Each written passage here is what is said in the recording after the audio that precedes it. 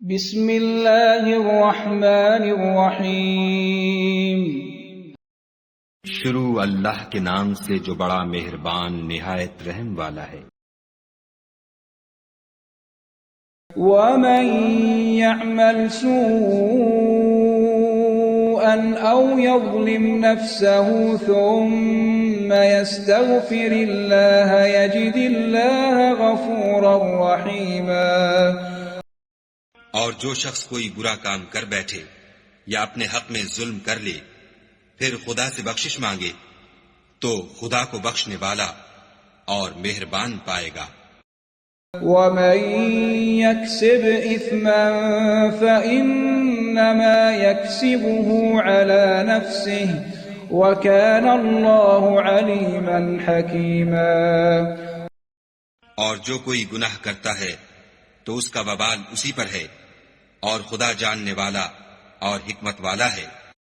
وَمَن يَكْسِبْ خَطِيئَةً أَوْ إِثْمًا ثُمَّ يَرْمِ بِهِ بَرِيئًا فَقَدِ احْتَمَلَ بُهْتَانًا وَإِثْمًا مُبِينًا۔ اور جو شخص کوئی قصور یا گناہ تو خود کرے لیکن اس سے کسی بے گناہ کو متہم کر دے تو اس نے بہتان اور صریح گناہ کا بوجھ اپنے سر پر رکھا۔ ایک مسلمان کے لیے یہ بہت ضروری ہے کہ وہ صرف قرآن کی تلاوت ہی نہ کرے بلکہ یہ بھی سمجھے کہ قرآن پاک کیا پیغام دیتا ہے۔